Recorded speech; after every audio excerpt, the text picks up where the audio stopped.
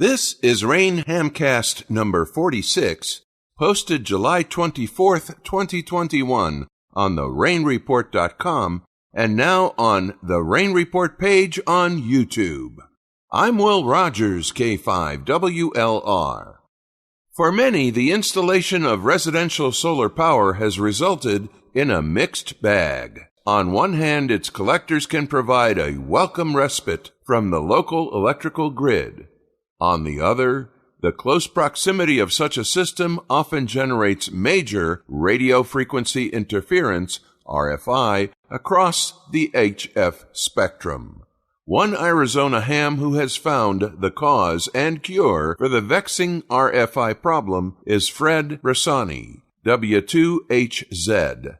Fred has an electrical background, first licensed in 1966 as OA4AAH in his native country of Peru.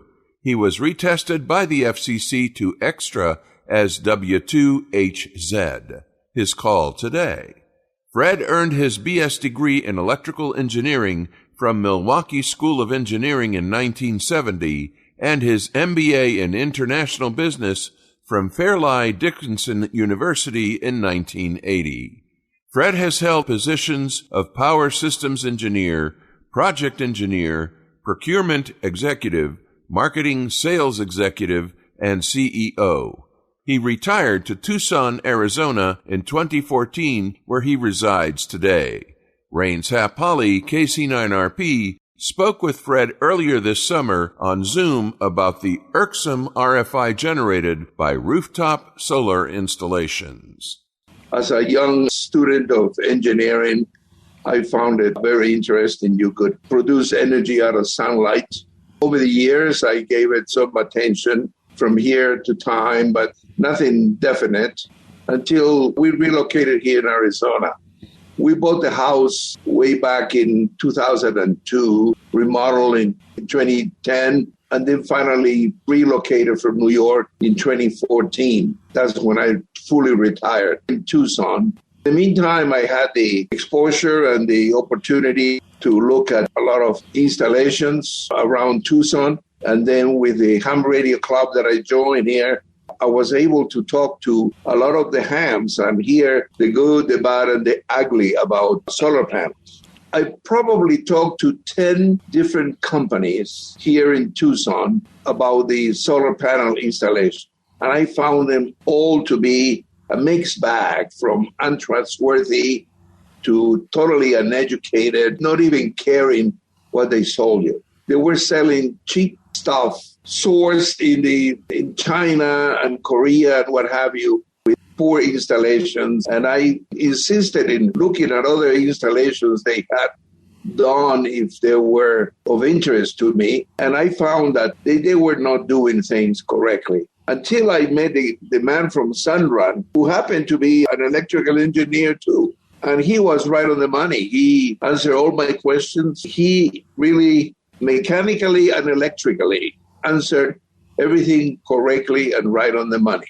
They made an installation that mechanically was very well done. All the holes they drilled in the roof were totally sealed with mastic, so there is no penetration of moisture at all. The wiring is all done with twisted wires. They have only one single inverter, as opposed to each panel has an inverter of its own. And they really tend to make a lot of electrical noise. When you put up your first solar system, did you install it? I bought it from Sunrun. I didn't buy it. I leased it. And I leased it on purpose. I felt more comfortable if it was their system, not mine, and they would be responsible for the service. A case in point, last month, the inverter failed. And they detected it themselves, made arrangements to inspect it, made arrangements to replace it, and it's all been done. It's up and running, and I didn't pay a penny. How many panels do you have? I have 35 panels, almost 10 kilowatts. What is the inverter, and what makes a good one? Well, the inverter is basically a set of diodes and FET, field effect transistors, all into a circuit. So what it does is it converts DC into AC at a voltage that is compatible with the network. Whenever you have an inverter circuit, it will have a lot of electrical noise that has to be properly treated so that it doesn't create interference created by the process itself. You have RF generated by the diodes, and this generates a lot of harmonics, and the harmonics create all these noise patterns that you hear. The wires from each panel coming out need to be twisted to neutralize the field itself in the wire. It's the inversion, meaning turning that into AC, creates that noise in the process, and it's called radio interference. The way to detect that is you approach the panels with a small radio where you can listen the local broadcast band or any other band that you may have handy around the house. The inverters need to be qualified to meet standards set by the FCC, and it's called Part 15. When I looked at Sunrun, they showed me all the approvals they had for the FCC, and this worked out really well. You're in the middle of the first of two excerpts from a conversation between Hap Holly, KC9RP, and Fred Bressani, W2HZ, that's centered on RFI generated by rooftop solar power systems. We'll return to Hap's interview in a moment. This is the RAIN Hamcast number 46 for July 24th, 2021. We'll be right back. You're listening to Classic Rain from www.therainreport.com.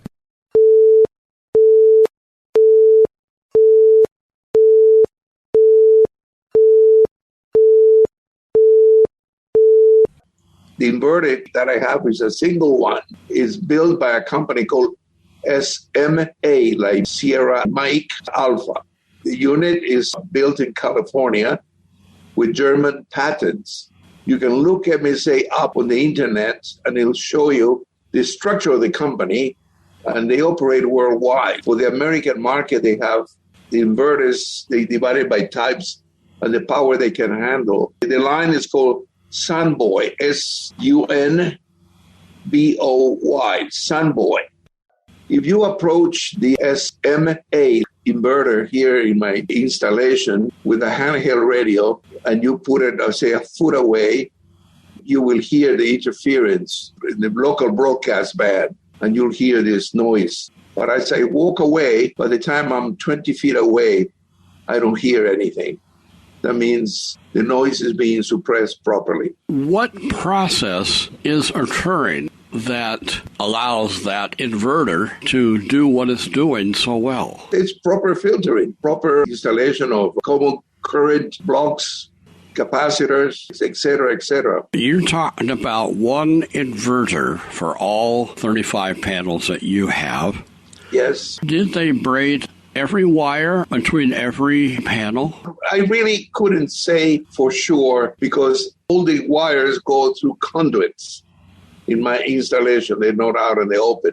But they took great care to make sure that the wires that feed the energy of the panels to the inverter don't become antennas, radiating all these emissions of energy, harmonics, out of the process of generating the electricity. You use common carrier processes, which will be toroids and wires wrapped around the toroids.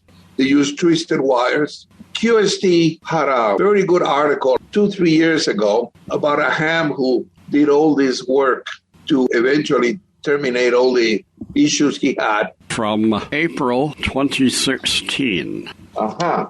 And I can tell you that the first time Sunrun was here, there was no improvement that I could detect in the noise level or in the types of noise. The noise you notice is in your ham radio equipment. We could be between an S2 to S7. It starts down at 160 and goes at least up to 6 meters.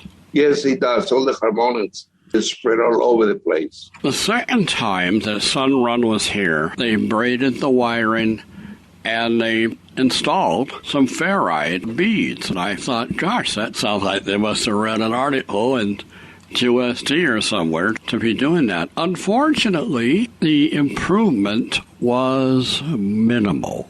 Yeah, because the inverters are still radiating.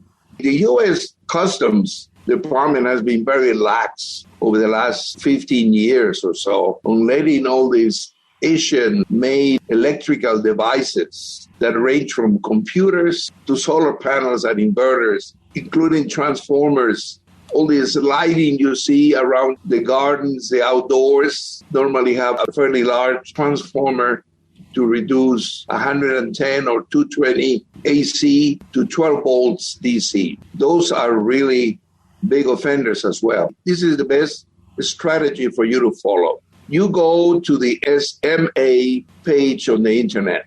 Exploit that, and you'll find a lot of entries, et cetera, but you eventually get down to the products SMA makes in the U.S. and sold here. Somewhere in those pages at the bottom, when you select, say, Sunboy 3000, etc., you click on that, and in the bottom of the specifications, it will list all the specifications and all the certificates they have to meet federal standards. They must show in there Part 15, that's FCC regulations as specified in Section 97, which really deals with radio interference. And Part 15 is the one that addresses devices that radiate. The devices that radiate have to meet certain maximum standards. If the devices you have do not meet those standards or do not have the certificates, that means they should be replaced by devices that meet the standards. So essentially, in your case, the only remedy that I could see is that SMA makes smaller inverters as well. So they can modify the circuits and fit them with SMA inverters, and the problem will go away. You have to lean on them because it is not allowed. They are breaking federal law by giving you something that does not meet Part 15. The proof is in the pudding.